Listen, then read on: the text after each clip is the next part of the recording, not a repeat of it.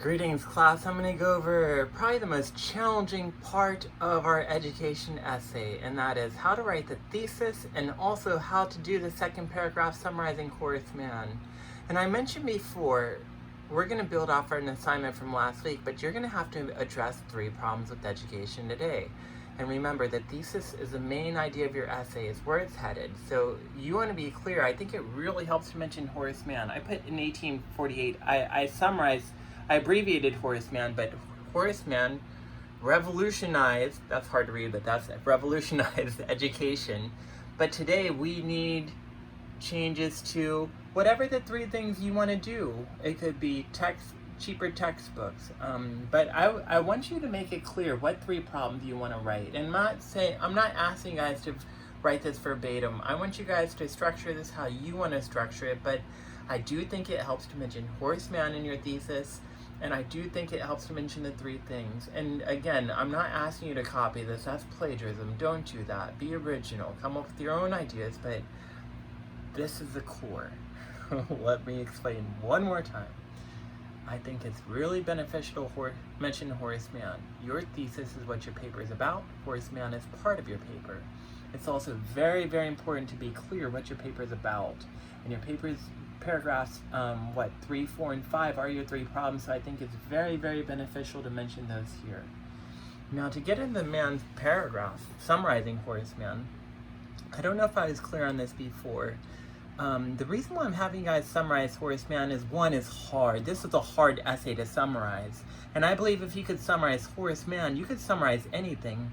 And in college, you're going to be presented with very challenging readings, things that you're not going to understand, that you're going to have to write about. It might be in a history class, a biology class, chemistry class, math class. You might have to explain formulas in your own words.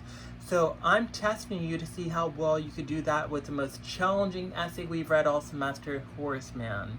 And what you're going to have to do is you're going to have to summarize 2 of his sections. He has 4 sections. We've talked about this. He has political education, religious education, education to remove poverty, and I think I've lost track. Let me go over it one more time.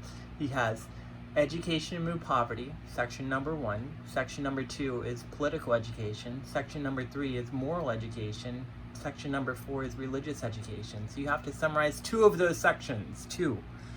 And to start your topic sentence into the second paragraph, I think it helps to transition into the past, to say, because your thesis is talking about today, but your next paragraph is going in the past. So I think it's really beneficial to mention the past, or to mention 100 years ago, Horace Mann had these ideas. And I think it's very useful in this topic sentence to go back in time and also mention Horace Mann.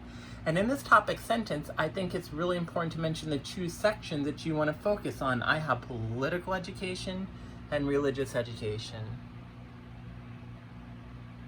I think it's important to have those 2 ideas in the topic sentence, because remember, topic sentence is what your paragraph is about. And then what I would do is I'd start summarizing the sections. I'd get into political education.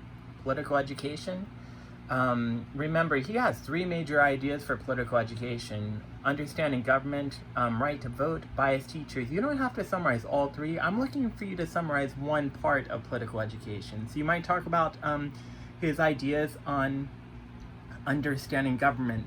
So if you start talking about political education and what he said, you want to have support. I would have quotes from Horace Mann here in terms of what he said, because you're telling me I understand Horace Mann so well, I can take a quote out and then I can also explain what it means. So I'm looking for quotes here. I'm looking for you to use his text and explain what it means. So I'm looking for support quotes, maybe a quote, maybe 2 quotes.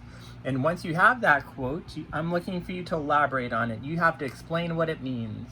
You have to go into detail. You have to show me that you understand this essay. And once you finish this with political education, once you have some quotes and you explain what he was saying with political education, then you need a transition. You need a transition into his next section. And his next section is religious education, that I would summarize. And from there, just like we did, well, let me say this. You need a transition between these because if not, the reader's confused. They're like, how do we get from political education to religious education? So it helps to have a furthermore, in addition, moreover, some type of transition to link the two so the reader is not lost. And then once you get into religious education, it's important to have support. Remember, have quotes there, just like you did for political education. You're going to have quotes. You're going to explain what he says. You're going to elaborate on it. Like I just said, you're going to explain it in your own words. You might have a couple quotes. You'll elaborate. And then you want to end the paragraph with the transition because this is the past and you want to press transition into now. If your idea is linked to Horace Mann, that's an easy way to go about it. If you're talking about we're not teaching kids the right to vote today, then that's an easy transition. I'd probably end the paragraph with political education and then get into we're not teaching the right to vote today. Great idea. Or maybe you're talking about bullying today. Bullying. And then maybe talk about moral education here. And then your next paragraph would be bullying. You might have a transition. You might say, Horace Mann was trying to advocate moral education in his time, but today we need to narrow that down to a stronger topic that our schools are struggling with, and that is bullying. So I'm setting up my next paragraph. So if you can, find a link, but sometimes you can't. And like I said, you want to write what you care about, which might not relate to Horace Mann at all. You might not be able to, if you might be writing about oversized classrooms. Horace Mann says nothing about that. You might be talking about how there's not enough technology in our schools. Mann wasn't talking about computers in his time. He didn't have computers. So if you can't find a link, then what I would do here is I would end the paragraph by saying, these were problems in his time, but today we need to focus on something else like oversized classrooms. So you still want to have a good transition linking. A couple other things. When you're talking about Horace Mann in this paragraph, you don't have to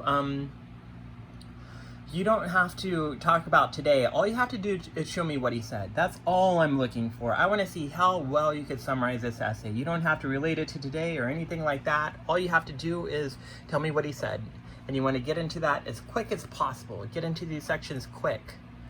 You also don't have to bring this up later in the paper. You don't have to talk about political education later in the paper. Once you get past this paragraph, you're going to focus on your 3 problems. So I hope this makes sense. If you guys have any questions, please contact me, and I hope you guys do very, very well on this assignment.